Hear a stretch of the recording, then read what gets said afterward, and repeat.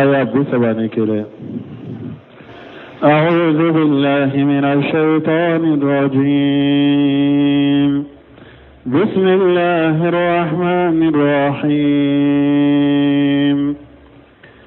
وقل للمؤمنات يغضضن من أبصارهن ويحفظن فروجهن ولا يبدين زينتهن إلا ما ظهر منها وليضربن بخمرهن على جيوبهن ولا يبدين زينتهن إلا لبعولتهن أو آبائهن أو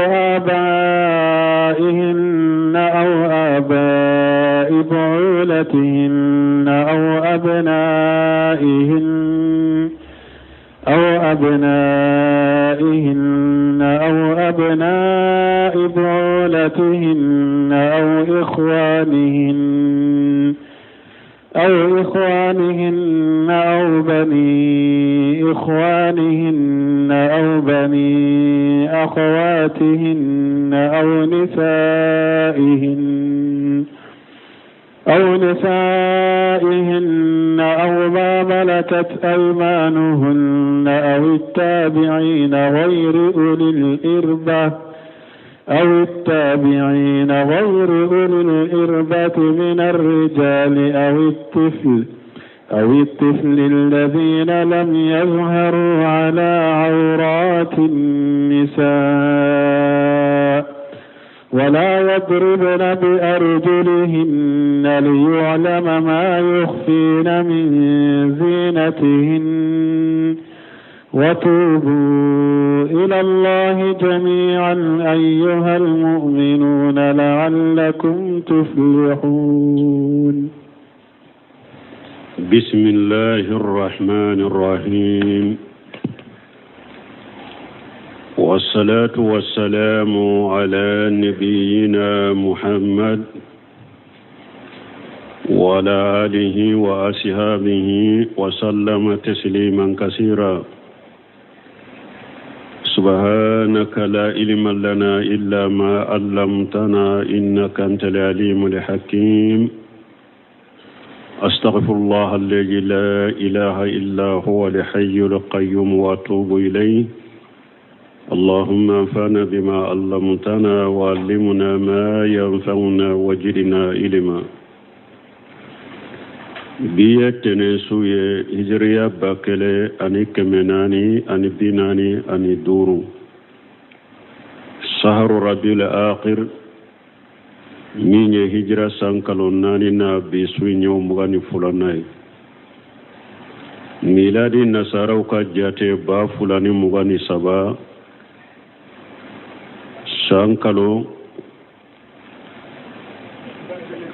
sankalo tani kelena bisuinye o woronay ambe dawda bugu masdira rajago ambo kono. a'udhu billahi minash shaitanir rajim. wa qul lil mu'minati yakhdudna min absarihinna ila akhir al-aya. ni aya kunu anya damina ka dofo ala ankon ni nyanya marikanye kabo ala fe masamin koro talendo kata mu'minu ka musuma ani ala ye kele yake mu'minu ka muso ka chewuye aka jonyumu aka mu'minu ani ni nye faranfansi fana ka mu'minu muso ko ni jahilu muso man kutu bonyogona ani mushriku muso ka kewale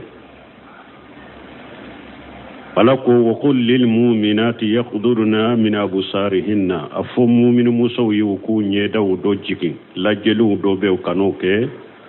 wa yahfazna furujahunna ukuka nyafela utanga wala yubdina jinatahunna illa ma jahara minha. suro anjora yande kanin tawsiri ka tawsiri surman fo awiye bun masudu ka tawsiri ako muso ka jina masiri ye chogoya fulade masiri dɔ bɛ yen bɛɛ t'o ye ala ye mɔgɔ 12 de fɔ nin aya kɔnɔ o bɛ se ko o masiri ye masiri dɔ bɛ yen muso la bɛɛ b'o ye o ye juma ye lama jahara minha a y'a yɛrɛ sutura ni fini min ye sa o koloru ani o yeli a ka sutura fini min b'a la o yɛrɛ kɔni tɛ se ka dogo o yeli dagara bɛɛ ye ilama jahara minha tawsiri sahale ɲɔ de ɲɛdaw tɛ bon tawsiri bɛ wa jina min masiri min ni mɔgɔ kɛrɛkɛrɛlen mɔgɔ 12 min fɔra ni aya kɔnɔ ko o bɛ olu lajɛ o bɛ olu ye bun masudu yo o kɛ juma ye al-qurtu wa dumuluju wal qalqalu wal qiladatu donc bun masudu ko ni ye jina munu ye mɔgɔ 12 min filɛ ka fɔ de bɛ o jina ye muso ye o masiru la bete muso ye o masiru la de mana aka bukili munun ba tilo la ani aka cenu ana ka sanu munun ba tilo la ani asen nambolo nego munun ba asen kauna masir munun ba seuna sen faraw bete o yode mogotani fula de fora ya kono de be uluye me jahiru ta bebe se ko ye o ye finita ye bunu seminu bo o tawsiri de kene ya ka tawsiri kono jina nye fula de folo mogotani fula de kere ni aya kono bo o ye fulanna fini nyire kolora ya sutura ni fini minye bebe se koye donc akuma sahale nye ode ukanu kam masir bange illa li boolatihinna tawsiri be bo abe wuli ni yoro de lasa illa li boolatihinna ukana kam masiru bange fo ukafuru chew bonni mɔgɔ 12 fana tɛ daraja kelen na an bɛna mɔgɔ 12 min fɔ n'u bɛ se ka muso ye a ka masiri la masiri min ni bɛɛ tɛ se k'o ye mɔgɔ 12 in fana tɛ daraja kelen na a cɛ fana bɛ se k'a ye cogo min ka min ye a ye mɔgɔ 12 in tɔ fana tɛ se k'o ye o de y'a to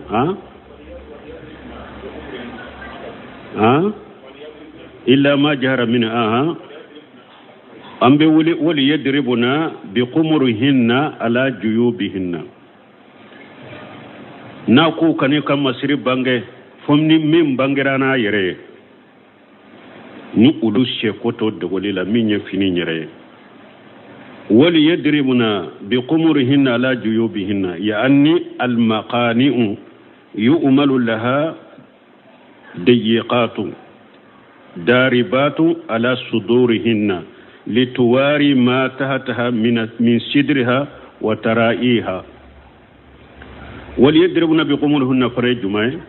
مسوكو كا كنا بربربر باوكي كوملكه كدروكي كونكا نو جلبابي ندو حجاب بلبل با نو يودو akasuro kunna biribere ba fana be ube munda ukunka kajigi ka minye hijabu infana kai ka beddatugu ku disi ka beddatugu uko fana kai li yukhalifunna shi'ara nisa'i li jahiliyati puru uka jahili muso uka masiru chogo fonko nyonya fa innahunna lam yakunna yafalanna dhalika jahili muso tuntoke ala fuleka nin chogo minfo ko mu'minu muso ka ke jahili muso tuntoke bal kanat al mar'atu minhunna tamurru bayna irzali musafahati bi sadriha wala yuwarihi shay'u jahili muso tumbeteme mughula wali chawla adisi foitala mimba kadisi dogo وربما وجهرات أنقها وجواب شارها وأقرتها أكتشفنا موسو يرى أكا أو كونسيني ميني أكونسيني أتروما ودو يرى بيبو أتروما ودو يرى بيبو أكونسيني دو بسكا بو ميني بكلي منوني أو سانو منون باتلولا ودو بيبو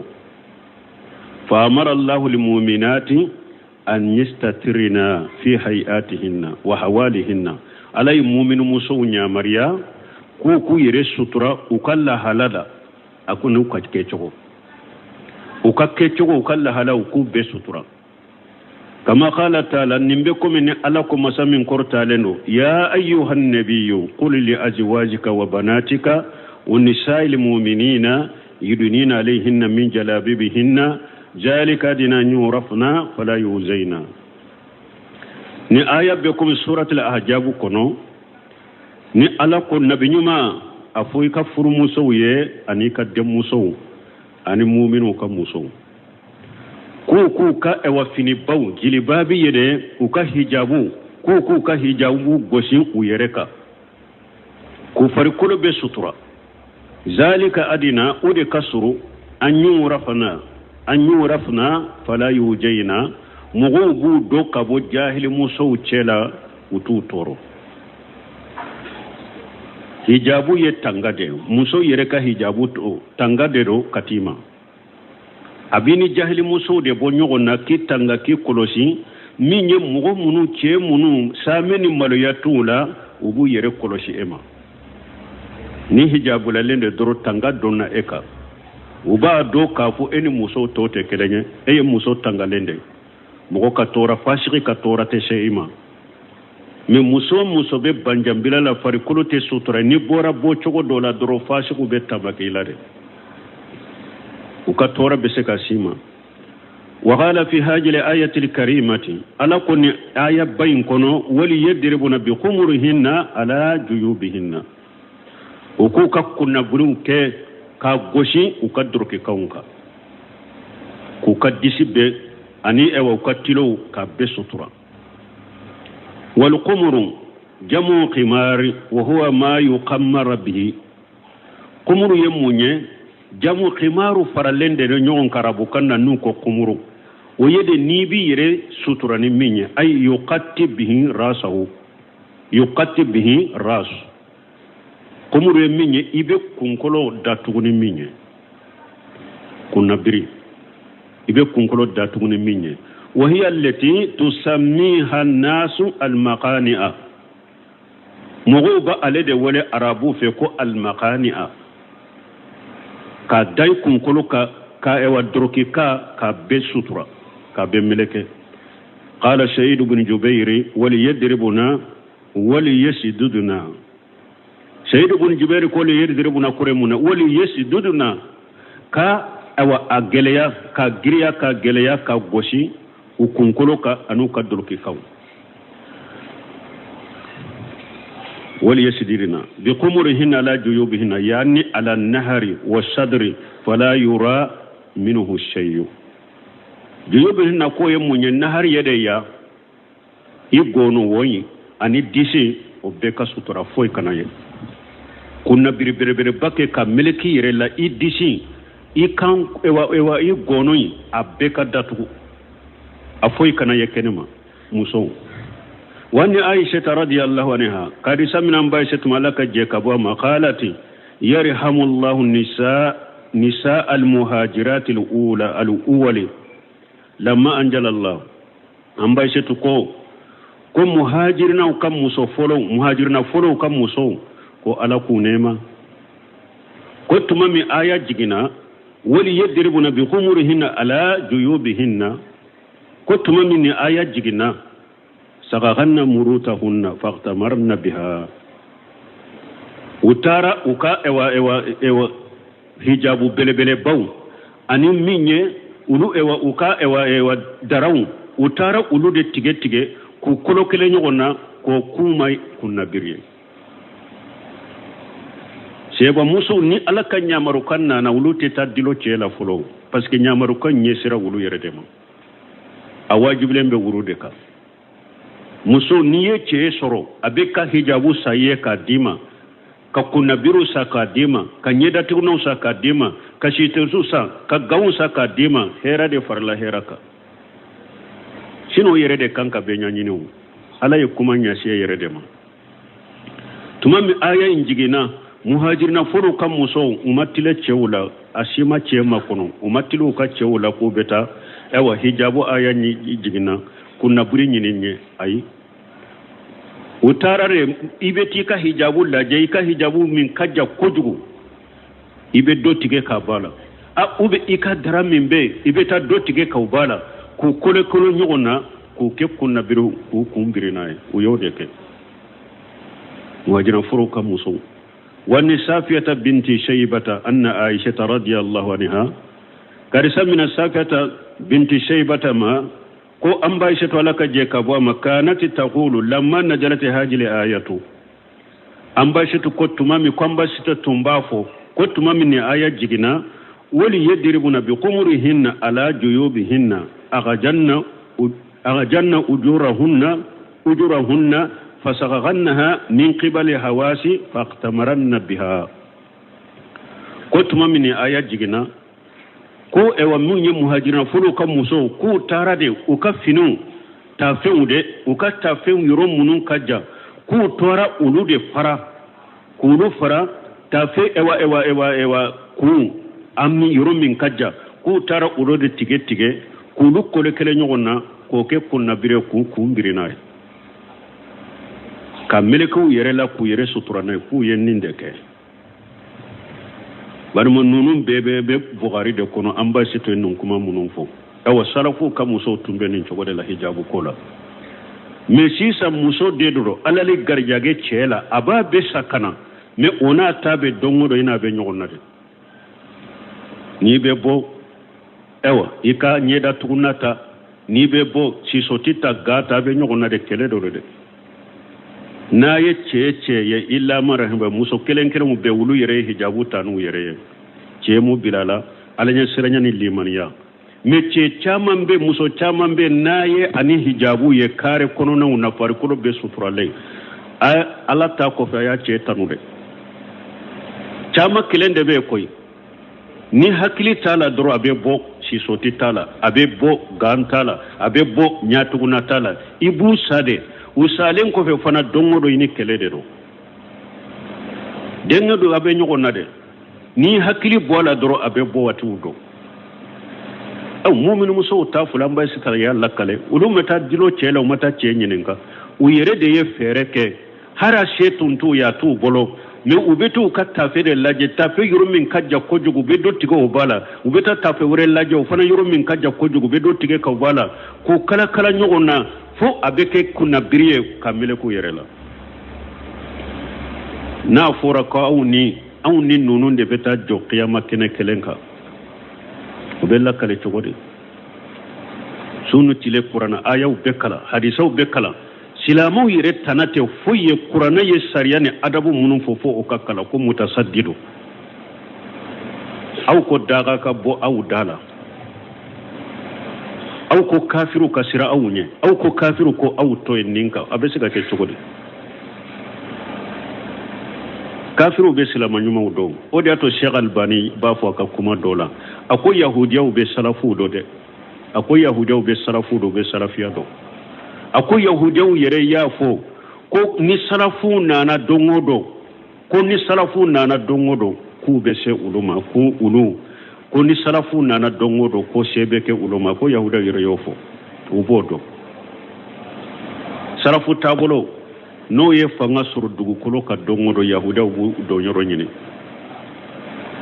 salafu de bu kele ka batel muqaddas min la koy munu sagira kata qur'ana mani sunna la fahamu salafu salih o doronde be se yahuda wala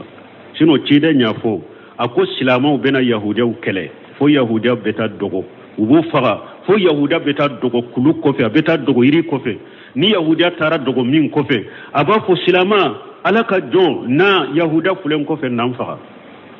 nafaga ako jinga iri be fo qarqadi woye yahuda iri de yahuda do yenni hadisa ya ko ciden ka kuma fula ko cinya de do ako me silama munun bo ke ko mana folo ko ulu fana bu sago ke ni silama wala folo ko silama munun be ninke ko ulu mana folo ko sanu ulu kana ko ni silama munun be dunya kono ko ulu bu sago ko nunu na folo ala kan sage kata qur'ana ma wala yubdina jinatahunna illa li bu'ulatihinna muso kanu kam masiri bange mogosiye fo uchew ay ajwajihinna ukafuruchew imay mogotani fula ala ya damina furuche de la parce que furuche fana bese kam muso yoro minye to fana tese koye ale de be benye muso kam masiri la jalila ni muso ka la hala yere afarlankolo yere ka yo dagara furuce dronde sino to tani kelen to aw be se ka muso ye masiri la me afana te se ka lankolo ye afana te se ka kala wuraye aw fana ka yeli bedda cogoya do de la furuce na uta te kelen o de ba be sam o de ba benye ale be se ka minye aka muso la a kote daga mo wuresiye o de atwala ya damina alela fo uka furuce muso ika masiri ika furuce bese kiye ika masiri la ni nye folo ye ayu jate katare kusebe ni nye folo ye aw abaihinna aw abai bolatihinna aw abaihinna ube muso ka faw ifa o bese ki ire ka wolofa a bese kiye ka masiri la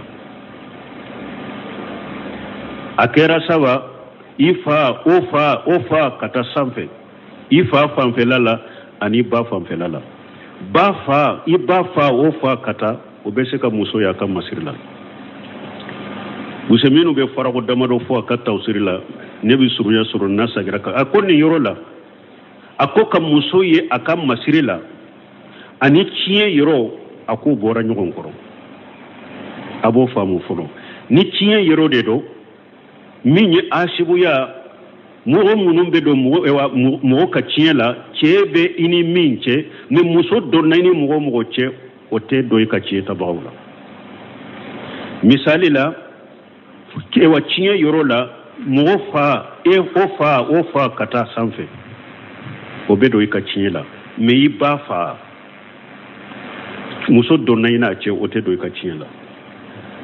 mais ka muso lajɛ a ka masiri la a donna yan u tɛ cogo kelen ne yan muso fa fanfɛla la o bɛ se ka ye a ka masiri la a ba fa ba fanfɛla fana la o bɛ se ka ye a ka masiri la kɛlɛ ani tiɲɛ bɔra ɲɔgɔn kɔrɔ yan tiɲɛ kɔni ni muso donna ni mɔgɔ cɛ o tɛ don i ka tiɲɛ la mais cɛ donna ni min cɛ o de bɛ don i ka tiɲɛ la aw abai bu'ulatihinna ube muso fulana ayusa abu jate fula sabane munye ube muso ka furuceu faw aw abai bu'ulatihinna I furuce afa aw abo cogo kelen de la I furuce afa ofa kata sanfɛ ube I furuce aba fa ofa kata sanfɛ koma nya fo cogo min o bɛ se ka muso ya ka masiri la I furuce fa a kɛra cɛ fanfɛla ye o a kɛra ba fanfɛla ye o I furumuso fa a bɛ se ka muso ya ka masiri la ba fanfɛla do fa nya ye ba fanfɛla ye o ube a fa fanfɛla da bɛ se ka muso ya ka masiri la aw abunaihinna ube muso u ka denw muso I den a bɛ se ka ye I ka masiri la a kɛra nin den o den ka jigin ube I denmuso denkɛ ka taa o bɛ se ka muso y'a ka masiri la muso denkɛ o denkɛ ka jigin ka taa ube a denmuso a denkɛ ka jigin ka taa o bɛ se ka muso y'a ka masiri la aw abunai bu'ulatihinna ube muso aka furucɛw u denkɛw o bɛ se ka muso ye a ka masiri la I cɛ denw o bɛ se k'i ka masiri la aw I cɛ denw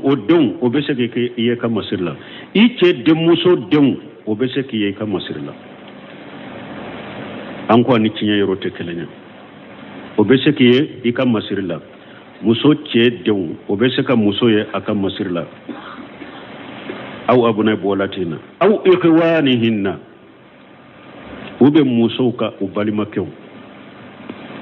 balimakɛ min n'a bɛ ba kelen fa kelen de wa ube ani a bɛ fa de la ube ani a bɛ ba de la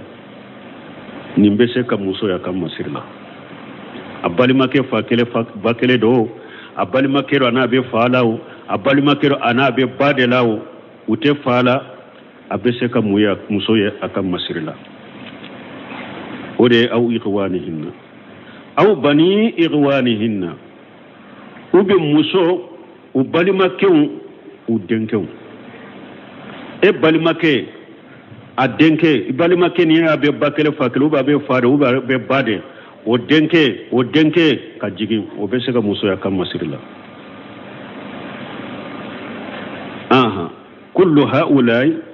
ما وتيا كل هؤلاء محارم للمرأة أنت من أولادها أو إخوانهن أو بني إخوانهن أو أبنائهن أو أبناء بولاتهن أو إخوانهن أو بني إخوانهن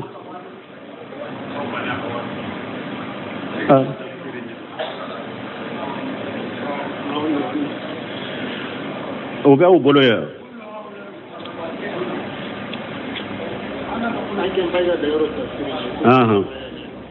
كل هؤلاء محارم للمرأة bunkashi ko munun fule ka jatete akon nunun beye muso ka jumaramiye yejudu laha an tajhara alaihim bi jinatiha adagara muso ka kam masir bange nununye walakin min khairi tabarruj mais akana bobo cogo fana lankolombo fana kanu fana kede i suturale kam masiri munum buila i farikolo be suturale la nyini yode min nunu fana kiye farikolo dobe kene man la nyini to yede awun taw ante menade bo be ne parce que ne ta ko awun nisa'i hinna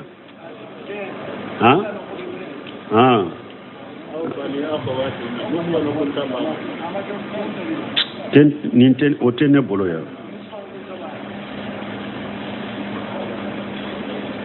wanat aw bani akhawatihinna ambe sage katammatino sir wotam bolo tawsirila aw bani akhawatihinna ube muso u balima muso u denkew mana eni muso min be bakele fakele ube abe fala ube abe bala o denke o besekiye o beseke adagara o kiye kam masirila o fana denke kata adagara akiye ikam masirila adem muso denke adagara akiye ikam masirila wala ambena antala aw nisaihinna bon kasiru fule ka fendo folera nugo tabena o yoro fana la parce que ale ko kullu haula maharimu lil mar'ati akon nunum beye muso ka jumara miwe adagara ka masir bange nunu ni mafwa miniya laje nan ko ni aya kuma na maharimu de ka muso ka jumara mu de ka jumara hamu do be o mafone aya kono muso ka jumara mu do be o mafone aya kono muso benke amafone aya kono muso bunanke amafone aya kono muso ni balima mo minye simmi ke nyogon fe yahrimuna rada ma yahrimuna nasab o mafoni aya kono saba bo odiya to ya nko buno seminu be tambi gun ke fulanna ya akon ni aya kam muso ye akam masiri kono ani muso ka jumara mu fana akon ulu fana te kelenya ni aya kuma na muso munu be sika muso ya kam masiri kono ani aka jumara mu fana maharamiya fana ku te kelenya ko parce que nan ko jumaramu de ko jumaramu do ma foya ko mbira fonyo jumaramu do ma foya e wa do fora aya fane kono ote muso ka jumaramu ye donc ale ko munumbe muso ya kam masirila ani muso fana ka jumaramu o fana bora nyugon koro parce que binanke muso binanke i jumaramido i benke jumaramido ini minye sinkele ewa simmi min dafara sariya la ka jumaramido nyowulu ma foya donc munum be muso ya kam masirila parce que o ya yira bulu seminu ko o ya yira muso ka jumaramu do be aka jumaramu de do me o manka ya kam masirila ka sura ka jumaramu de do munun kanka ya kam masirila fule ka kuma o de kaya ani jumarami ya infana ako fana te kelenen comme nan sero faram fan sero la ambo o kelen fo ka yoro la أو نسائهن يعني تجهر بجينتها أيضا للنساء المسلمات أو نسائهن كما فلا بلا توسير كلاو برو دوك يالا أو نسائهن ما أطوف إلى الجنس أو ما أطوف إلى النوي نانكم ما أطوف إلى الجنس ما نني ألقو وكل للمؤمنات نانكو أو نسائهن ما أطوف إلى الجنس ويا أدم بكتا كاليتي دما مانا أو نيغونا مؤمن موسو ما أطوف إلى الجنس وبكي أو نيغونا مؤمن موسو muminu muso silama muso u be se ka muso ya ka masirila me kafiri muso te se ka muso ya ka masirila musirke muso ni kafiri muso ate daga wulu ka silama muso ya ka masirila ko munna ko pasika te sirala nye na yi ka masirila ice kanya be se ka ta ikwa kolla kale ce doye kalla suima nanko aw nisaihinna ma tufu ila nawi ube aw muso nanko adambira kata noniya de mana aw nyogona muso akera muslima muso akera kafir muso aw muso dama abesega muso ya kam masirila ninde sahalendo don ke baw bolon abes dambi kata nawu de ma noni abe dambi kata nawu de ba noniya de ma mana aw dama na muso in kera kafir muso akera silama muso akera mu'min muso ni muso kone do abe daga muso ka muso ye aka masirila ninde sahalendo wala to bunkasiri ako tawsira ya anni tajharu bi jinati aida lin nisa'i al muslimati duna nisa'i ahli jimmati ko muso ba kan masiri bange silama muso de ko ahli jimma kafir munu nillahi rubanni nyogonce kafir muso ko muso tika masir bange uluye munna li allan tasifuhunna li rijalihinna puri kanati kam mankutu fo uchewuye wazalika wa in kana mahzura fi jami'in nisa illa annahu fi nisa'i ahli jimmati asaddu hari na ya suru nimbe suru muso bela hari silama muso yere fana beseka na ye muso ya kam masira beseka ta lakale bunkasir ko hari na ya suru nimbali li femmin fuleni nye abe muso bela de komme kafir muso tade ka gele fa innahunna la yamnauhunna min zalika maniu parce que kafir muso fule bali li fen site se ka ale bali katilla kale akache kala suima fa mal muslimatu mislama muso fa innaha ta'lamu anna zalika haram fatanzaziru anhu mislama muso bahdo ni nya haramu de nkata nyogona muso mankutu fo chewore kala so ma haramu de no obeke sababu ale batoye وقد قال رسول الله صلى الله عليه وسلم أكو على كتيدن كوكسيني نما باكا لا تباشر المرأة تنأتها لجوجها كأنه ينظر إليها كو باسكو تيدن يني حديثا نتي سلام موسو بنيندو تيدن كو موسو i kana bisi i ɲɔgɔnna muso ma n'i b'a kɛ k'a ka mankutu fɔ i cɛ ye ka mankutu fɔ a ye k'a kɛ komi i cɛ ɲɛ b'a la a ko ciden y'o fɔ muso i ɲɔgɔnna muso kana a ka mankutu fɔ i cɛ ye k'a lakala ye komi k'a kɛ komi i cɛ yɛrɛ ɲɛ de b'a tigi jɔlen na ko o la silama muso bɛ nin dɔn nin bɛ kɛ sababu ye k'ale bali a tɛ sa muso ka cogo lakala cɛ ye mais kafiri muso tɛ nin dɔn o de y'a to ko o kana i ye i ka masiri la a ko qala adadu min ahli al-ilm fi qawli a ko mɛ dɔɔnikɛbaga jaatew dɔ ko aw nisaihinna qala nisauhunna almuslimatu laysa almusrikatu min nisaihinna ko dɔw ka aw nisaihinna ko silama muso ko musirke muso ko o tɛ a ka musow la وليس للمرأة المسلمة أن تكسف بين يد مسركة ko daga silama muso ye iki ewa ikam mashiru bo mushrike muso nyafro wa mama arawahu ibn abi hatim ana atai akum mi ni ibn abi hatim ya mafula kabo atai bolo qala lamma qadima shahabu rasulullah sallallahu alaihi wasallam baitul maqdis ko tuma mi ciden ka shebau na baitul maqdis كان قوابل نسائهم اليهودية والنصرانية كو سلام موسو سلامو ستيدن كسيبون نالي بات المقدس كو سلام موسو نو بجيكي موسو منتم بي سلام موسو كجيلو كباريالا كو يهوديا موسو ني نصارى موسو ديرو mana ni nye kuma fulana tigude munun ko aw nisaihinna ko silama muso ni kafir muso bere kelen ibi kam masiri bange silama muso chogome ko dagara iki kam masiri bange kafir muso chogola munun yo ofo uka della do de fuleni mo bunkasir ko sa munun ko ate daga kafir muso iki kam masiri bangaye ako munun yu della ken ni nya bena ode jabi akum me munun ko tuma mi sebo nana batil maqdisi yahudiya muso ni nasara muso ukam muso jigili kibariyatu be wulude bolo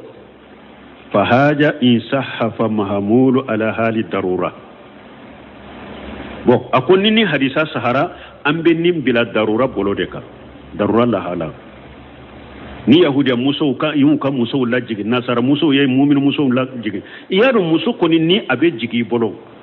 iba yo betaye donc kwambo bila darura de ka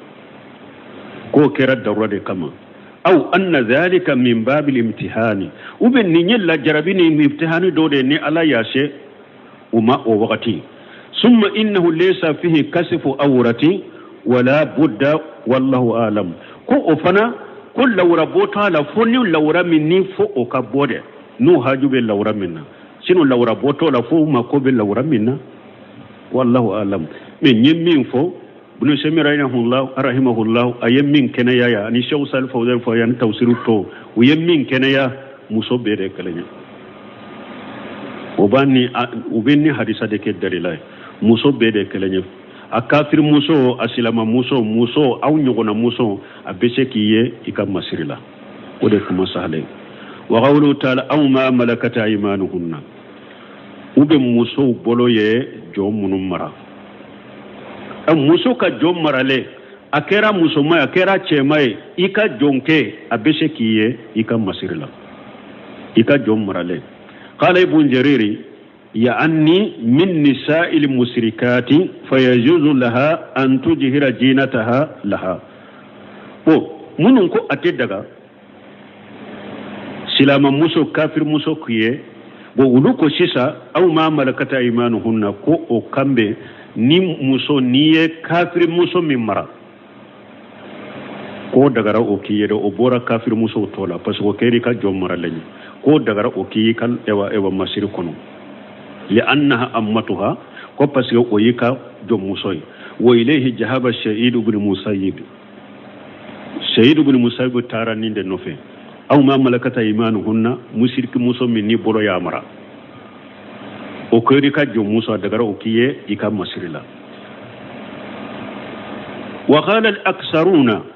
mi bunkasiri ko mo chaman ko bal yazuzu laha an tazhara la arraqiqiha min ar-rijal wan nisaa ko bal ko dagara muso ka kam masiri bange ika jom beye jom marale umbe ya chemana muso mabe واستدلوا بحديث أنس أن النبي صلى الله عليه وسلم أتى فاطمة بأبودي قد وهبه لها منون كو أدغرا muso iki kan masiri bange ka jom marale a chemado a muso mado adagara iki kan masiri bangaye o ka delay jumai kon nabi malaka tanuna kisibaka ko ani jondo nana kadi fatumata ma ciden de muso fatumata قال ولا فاطمة صوب إذا قنأت به رأسها لم يبلغ رجليها وإذا قتت به رجليها لم يبلغ رأسها كيرني جون نالي كادي فاطمة ما أياسر فيني دوبي فاطمة لا فيني انتفر كل بسترا نا يادو كنيا فانما أسيوم بيبو نا يادو سنيا فوما كم بيبو فلما أرى النبي صلى الله عليه وسلم ما تلقى tuma mi cide nye fatumata ya benni la halala fatumata fana ba fe chogo benki nyire sutura join kaninye nenne aye yamfira sutur yamfira bebo na yamfira so yamfira tuma mi cide nyoye qala cide ko innahu laysa alayki basu inma huwa abuki wa qulamiki ako Fatumata ma basitika mana hari ni fal ko be masutura basitika parce que faade do ani jom muso ifa tebo abe nanda fili la yoro ma be tembu ko ifaade do ani jonke wala kuma sale ni mi fana ni yoro la muso ika jom marale jom mi ni mugo jentala de e yere de ka jom marale ndo adagara oki ka masirla muso mado ace mado adagara ki ika masirla qawluhu ta'ala awi tabi'ina khayr ulul irbati min ar-rijal ñebno semne ka kuma min fo awi tabi'ina khayra ulul irbati min ar-rijal est ce que ni ñamo ka jumara min nan ko ayen kuma na jumara mi kay kam jumara mi ni ya jumara mi ten ni ñew mi abe daga masiri ka banga e me jumara mi ten o ye jumay awi tabi'ina khayru ulul irbati min ar-rijal ube muso adagari ki kam masiri bange cewye ce munu nubi ice no fe bena du kono dumuni doronde kama hakili tula ute muso kodo iba sur hada ma cew do be luka hakili dafalente ube fatola mawde do me ube du tigi no fe doroni nana du kono ulu bena doro ka dumuni ka bo hakili yerete muso kola yere sahawatula muso negetula muso sahawatula yani kal uzara'i wal atba'i alladhina laysu bi akifai bun kasir yo misali yake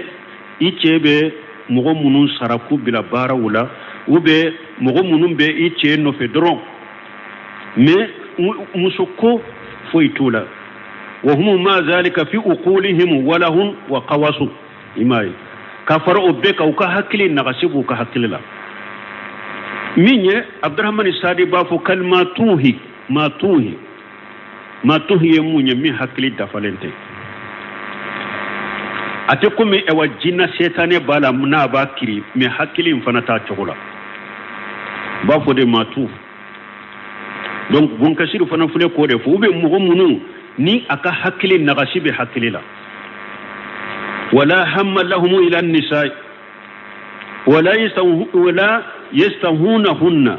ewa hammutu bulo katani musoma ute muso kanu fana muso kanu tula muso negetula donc ninche sugu munum bena iche nofe akaddu kono adagara muso kaka masir bange ninche sugu ye ubena du kono iche nofe ka hakilu dafalente muso negetula sahawatula umako site muso kola muso be saka masir bange ninye waqila huwa al-muqaffalu alladhi la sahawata lahu bun kasuru ko mugo munun nyina lendo ko ewa sahawate che mununa muso sahawa muso negete che mununa waqila ko do ko huwa al-abu lahu hakilinta mana al-abu lahu ba fode mamatuhu min hakili dafalente waqila huwa al-muqannas do ko che mununye nu ba fo chete musote che ya bala muso ya bala uba fo de mal muqannasu do ko kuma la nyirbe ulude ka alladhi la yaqumu zakaruhu muqannasu mi aka che ya tese ka wulire muso negete se ka lemina ni che ya be wuli ko do ko ode do aw tabina yo ode وكذلك قال خير واحد من السلف ako obon choko kelende la mugo ya fo hari mugo kelente salafula anna aishatan anna muqannasa kana yadkhulu ala ahli rasulullah sallallahu alaihi wasallam ko ambaishatu ko chedo tumbe ubafo munu mako chete musote che ya bala muso ya bala ko atumbe do chiden ka demba yaka wa kanu yauddunahum min khairi ulil irbati chiden ka muso tumbe chein jate mugo de la mugo munu muso negetula فدخل النبي صلى الله عليه وسلم وهو ينئة امراتا من خير أولي إربتي وتيا ولا وتمبي منون جاتي كو مسو نيغتولا تشيدن كا مسو تمبي تشي مقنس جاتي ولودلا فدخل النبي صلى الله عليه وسلم وهو ينئة امراتا يقول مدوندولا تشيدن نانا ني مقنس انكا ابي تشيدن كا دمبا يالا abake kam musodo kam mankutufo inna hija aqbalati bi arba'in wa hija adibarati bi samani aba fo ko muso yi ko nugulendo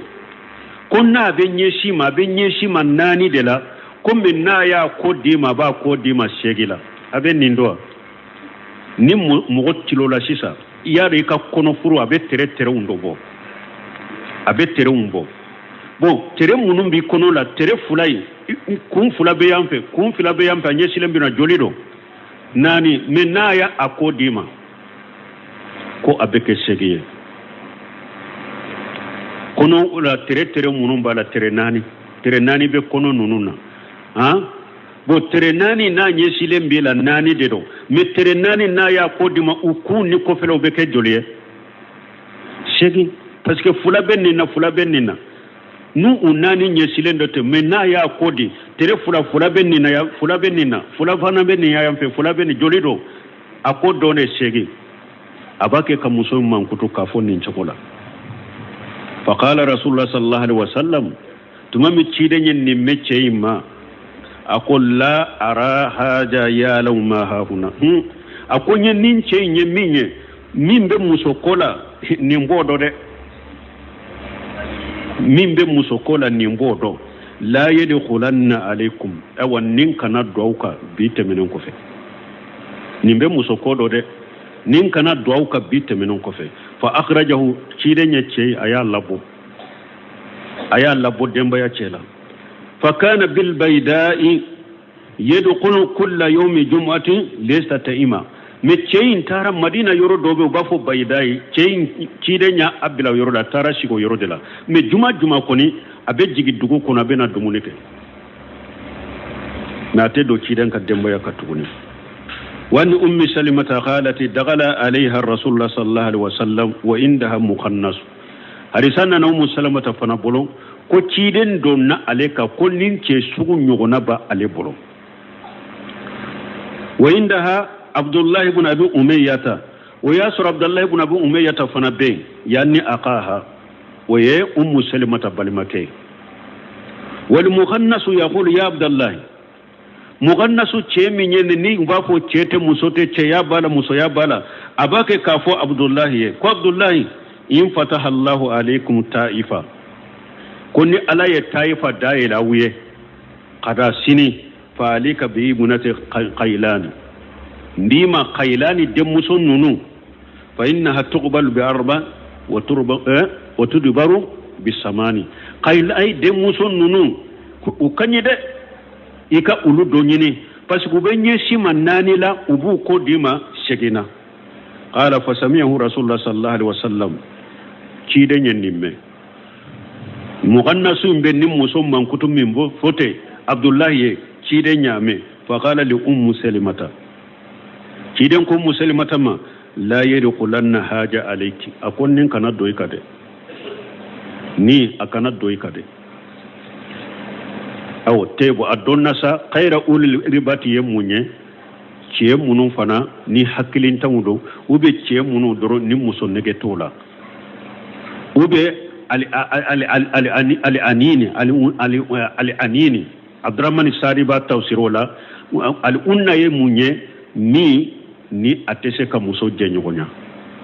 ube muso nege tala donc kumal la nyini yode ta ci munu ni muso sahawatula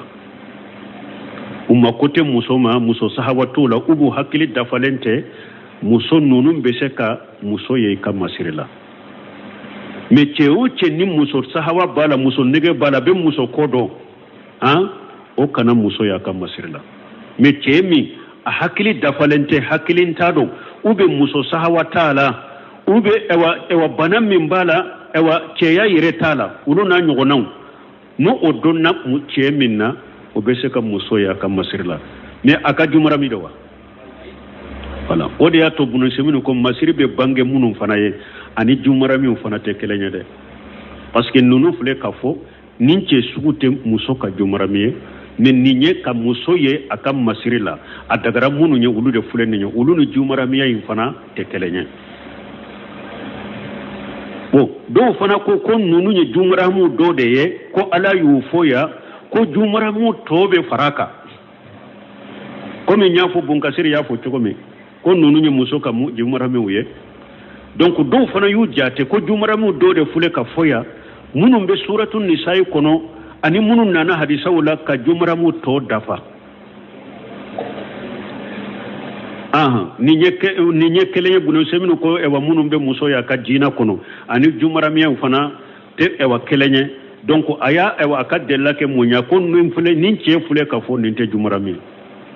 mais abeseka muso ya ka masiri kono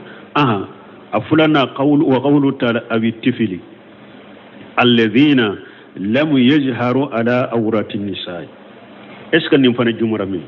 ube demisen fitinu mu fana te muso lawra kalama o te muso ko kalama o fana beseka muso ya ka masiri la demisen fitini min te muso ko kalama o beseka muso ya ka lawra la yani li shiqariha la yafhamuna hawla an-nisaa wa awratihinna min kalamihinna ar-raqim demiseni munu o ka demiseni ya koso fem min be muso kola uto famu muso kala woro todo ni muso be kuma ube ewa kuma munu fo nu nyogonche ninye ewa damu kuma muni feunye atodo demiseni munu te nunu kalama muso bo obaro sugo fo kuma sugo ato kalama muso kala wora to kalama muso kala halasite na ba famu ate muso kala hala famu ni sugu wa ta'attufihinna fil mashiyati wa harakatihinna wa sakanatihinna anini muso betama aba ayire kari minke ube abella magasugu minunke ube ni abe sabati abella hala mununke mana demiseni mununte nunun kalama demiseni mununte nunun kalama musokola nunun beseka muso ya kan masrila fa iza kana tiflu saghira لا يفهم ذلك فلا باس بالدخوله على النساء ندمسن من كيران ان تشغلا ناتم مسوين كوين اتافام باشتاك عليك دو مسوكا علي بشك دو مسوكا فما ان كان مراهقا او قريبا منهم من ندمسن من ناني بالغيا اسرنينا بالغيا ليلا اني بالغيا كسرو بحيث يعرف ذلك ويدريه يرمي ني علبه مسوكو ابا كلام ابادو ويفرق بين السهواي والحسناي ابن مسو من تشكاني اني مسو من تشكاجو دمسينو من بن نونو بونيغونا فلا يمكن من دخول على النساء كان سيرادين ما كدو مسوكا دي انجي سيرادي علي ما كدو مسوكا mana nu ko demiseni ka do ika musoka ube musoka ka masiri bange demiseni minte musoko kalama de me demiseni be musoko kalama inyana de iparela bide o kana do ika musoka de demiseni muso chejugun muso minche kanye abu bonyogona ewa kana obila ka do ika do kono wa gari sabata fi sahihaini أصبت رب وار المسلم كنو أن رسول الله صلى الله عليه وسلم أنه قال ألك تشير لك ترونا كسبك قوم إياكم والدخول على النساء أو تشيرونكم باو بغا باو بالي أكنا توكا دو مسوكا ده إيكا جمرة ميتي مسومي ناتي دغاية إيكا أكام مسيرلا كنا توكا دواكا ده قيل يا رسول الله سيبوكو ألك تشير أفريت لحموا hamu ya jonye yala muso a ce ka bal masrudu muso ce ka bal masru ba fo de mal hamwa ube muso yere ka bal masru munu nu aka jumara mute abinanke dewna nyogono abenke dewna nyogono ube a ce dogoniw a ce korkew nunun de al hamwa uko ci de yala nunun be se ka do muso ka ba parce que kabbal masuru de mo kajumara muta kabbal masuru de ro qala li hamu al maut ci den ko yere de sayayo mana o yere de kajugu e muso nche dogoni de ni nyesa nche koroke de ni nyesa nani e wa fani chini dende yum binanke dende ni nyesa mbani chini denke de ni nyesa mbenke dende nye ci den ko yede o yere de kajugu de kana do kamena o yere de kajugu na be parce que bulum simnu ko munna akonna ya sura au be du kono ce do donna du kono wali ce nana kadwa ka du kono kata do musoka abo to ya du mo to teo sege segeli de be wuli anten nin do de num fana nana kado du kono kata nim fo musofe abo to ya obe sege sege mais a ce dogoni du a ce koroke du obe se kado musoka ni nye du de nyere de ni nye abo min kala ma kono dala ni nye du dende contrôle baka contrôle taka ala kan kisala kan tanga ce minye mo minye I dogoni soro I musoka nin chogolanka kafola teba mo minye koroke soro I musoka I ka soro kono nin chogola du ba kono du kono kunchita ba ala ka sariya biladi da ya Allah sama abebe du kolen kono te ado dogoni alebe ewa koroke ka musoka koroke alebe dogoni ka musoka ko fade nyogo na dama debe du kono ewa ni muso maso ko sugu made kele beta ka esegere ki dogu ki koro du kono ko aka jugu ko ate mo fe aka jugu ni yayi kam muso bare dogoni ba bugo ube koroke buga bo anyanye ni de ko do be sinu min be bugodi lase e koroke muso ma donc ala kan kisala kan tanga ciden ko yere de kajuguna be o yere de yesayay am fule nin kafo cogo ni mara cogo min nade am bebe nyogon ka jumra mi te fana ube muso ya kam masirila e kam muso be pare anaka kasa jala I koroke ba ya ka jumra mi te e ka koroke be muso be pare abe teme nya korana kasa jala he balmo baraw shiten nonu bodu kono kasara shi baraw shiten nimbo e wa ka faraka mimbo e fana bolola kala ko yankalla dade I koroke ka muso dogoni ni akoroke ka muso de be bolla karana ka nyogonge awabugo yamfe sisa itilola mene sisa ikerate mene ube nyogonge ka do no fe sokono be nya bola ni koroke mimbo ka be kuma ko fana be kele yasa ni nyi dogoni de I fana be kele yasa ni nyankalla dawde ibo min kala ma dondola ina sori muso kai wali azubillah ala kan kisala kan tangambali mo wakati sera ya tuguni de ni kadafa kuma bala de wa qawlu ta'ala alakum masamin kortalendo wala yadribuna bi arzulihinna musu kanu shem fanake ka dugu kolonta munna liyuzhirna ma yukhfina liyulama ma yaghfuna min jinatihinna puru masir min dogolembe muso shenna onado wala yadribuna bi arjulihinna ali aya kata yallaba kanat al maratu fil jahiliyati kanat tamsi fi at-tariq wa fi rijliha qalqalu samitu la ya'lamu sawtuhu nin fana lanyine munye jahiliyala muso na betama sennan bolona nege be asenna akante bo sennan bolo nege nkante bo me abe muso senna ni muso ba fe mbete me che munoma ukado ko masiri bin senna ni sen kala inna darabati birijili hali aradan fa yasma'u rijalu tetinatu awa aba sende ke kadu kulun gosi bolola nege nka senna cheuna me unado ko sembolo nege ba asengna fana Allahu lil mu'minati am misli zalika wala alay mu'minu muso bali ni nyogona makulu kono kay jahil muso tumbe nin ko min kenne nye sembolo na nege be sen kalala me ate kambo me na bette me wadi cewma aba senke kadu kolointa purun e wa senambolo nege kanna bo nado ko masiri ba senna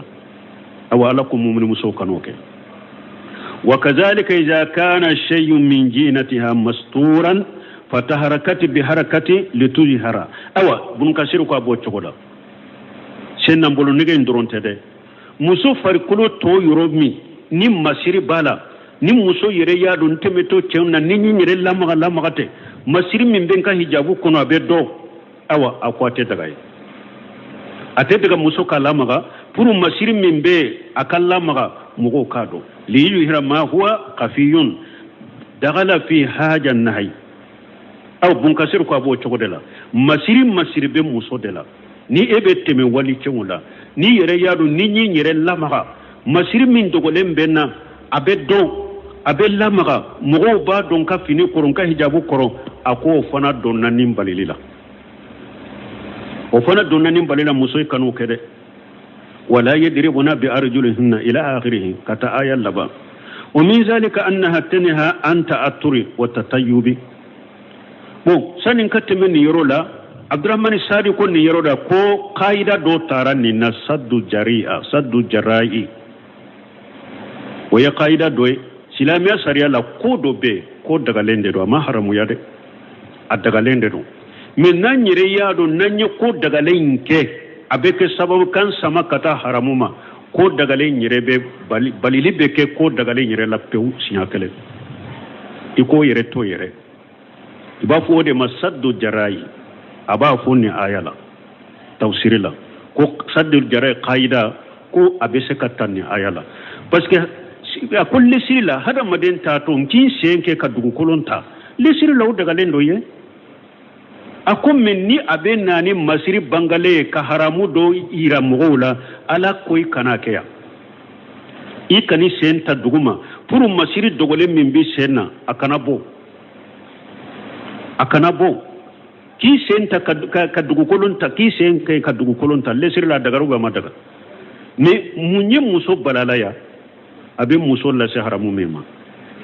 o de balela wala ko do be ko daga lendo de min nan nya da temna ko daga lay nya ta balla se haramu ma ko daga lay nyerebe balish nya kele anyu gona yemunye wala tasubbu alladhina yad'una min dunillahi ha fa yasubbu al-adwa bighairi ilmi ka mushriku ka bolun nani ko lagoshi sariya do be sariyate adaga lendo bali sariya yirede do an ka mushriku ka bolu lagoshi kun nani ko lagoshi kun nege bo mugola ne tuma min makka nu ye mushriku ka bolu lagoshi kun nani mushriku fana be ala nani awa ala ko mu'minuma ako ube munum batu mushriku be munum batu kafara alaka akanu ka batu fe nani de no beta ala nani fendo mbaliyaka donc sariya de mushriku ka bolu ka sapute kan nani men nu be ala nani ala kun nani ka toy uba fonninde masaddu jaraji donc anyuguna de fulaya donc bun kasir ko abe do kono ni nyero fana la wode aton ko nan kwanka dafa kuma chaman de bala bulu seminu ye mumbo ya fana akunna ya soro silamiya sare ko muso semfara o beka sutura parce que munna ewa utumbu shenka ka dun kolonta masirika kanka bo parce que sen fara tumbe muso tumbe semfara sutura de parce que tuma mi dondo la ci den ko cewu awu ka finu u ka da gelengala chamancela ube alikaba kurufura kofe u kana jiga alikaba kurufura duguma de muso ko ewa ci den ma u ko an muso fana kanta an banka ta fe bolo ko cogodi akwa u ka ta fe bolo fufa yire nofe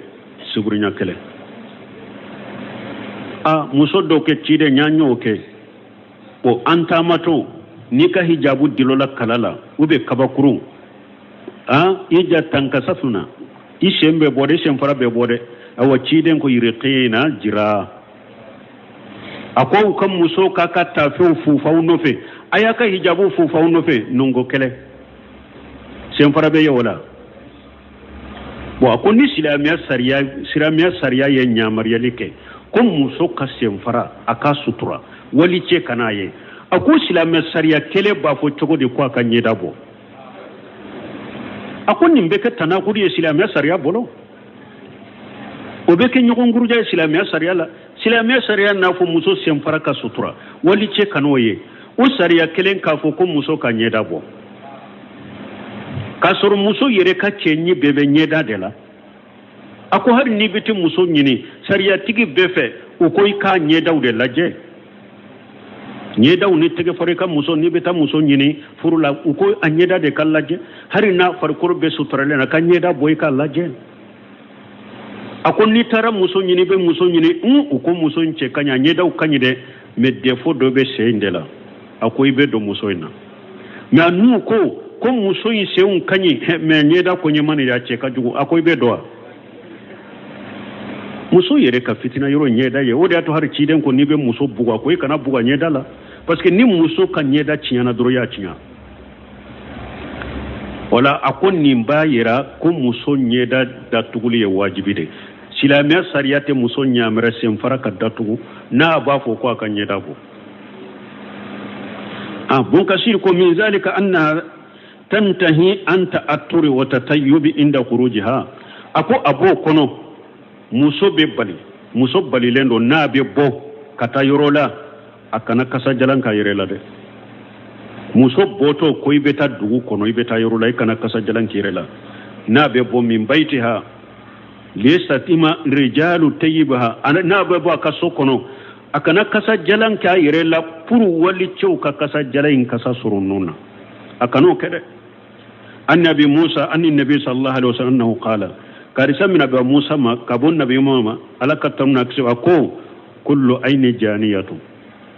ako nya kelen be janiyatu ante mina nya ka janiyala ka wali muso dala yin damuye wali mar'atu ciden ko muso ija astata atarati famarrati bil majlis fa hiya kaja wa kaja ciden ko muso ni kasa jalanki yirela ittemena cewu sigilenna uye kasa jalan sorun nuna yenninde ya ni janiyatu iye jeniya kelade ciden ko muso ni ede kasa jalan ka yirela kateme ce jama kulula uye kasa jalan kasa soro ila ko ye jeniya kelade muso jeniya kelade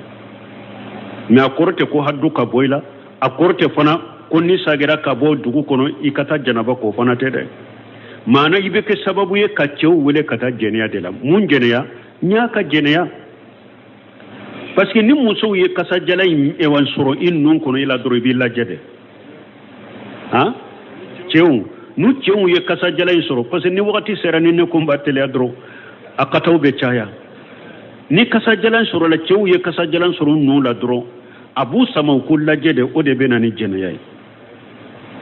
ولو كفى لكم وتوبوا إلى الله جميعا أيها المؤمنون لعلكم تفلحون أي أفعل ما أأمركم به من هذه الصفات الجميلة والأخلاق الجليلة تمام على ينفو نينجوغو منو فلني ني على ينيامرا نيم مانكوتو نيما منو فلني جوغو نيما منو فلني ني على بادو ني مؤمنو كيرا تشوغو إبا سور مؤمني دون نغاسي بي بولو نينكولا نينكو نونون دافالنتي بولو ناسيلم بولو donc ko mu'mina be ka sagi kata alama donc ka fo ni mu'mini wota ira ko te tubi koy hari mu'mini yere abe nyini fe ka tubi abe nyini fe ka sagi kata alama parce que ikera chugo ala kan nyamar koy ba soro don na silem bi bolo ako mu'minu aye sagi kata alama kore munye nyawu nyamara ni mankuto nyuma mununye ani ni jogo nyuma mununye aye sagi kata alama ka tubi akuke wa atruku ma kana li ahlul jahiliyati min al aqlaq wa sifat rajilati ewa aka jahilu muso tumbe jogo jugu munun tumbula mankuto jugu munun tumbula aye saga ko aka bo ulula de fa inna li falaha kull al falah ni yorosoro dambe yemunye fi fi'l ma amara Allah bihi wa rasuluhu alan yi nyamara minye cide nyi nyamara minye koke hada made nyana ma ya nyuma bodela falaha bodela mana ibe minyina ala pe kasro ibe sira minye ala ki kisama abe munakate mabeka ikala ka nyamaru kanke ika ciden ka nyamaru kanke wa tarkuma nahaya anhu awa ala ani ciden yi bali minna ka toy nyana ma ya nyuma ni falaha bodela de falaha beni hera bebe munna alay nyamra min yanka ke cire nyamra min anka ke alay yambali min anka toy cire nyambali min anka toy wallahu ta'ala wal musta'an ala masamin korta lendo demen masay ala de ombe ala dele ala kan demen ni ko da falila ko ibn semnu ka ko nonu ñu be fo awiye ni dongurambe sage ayenka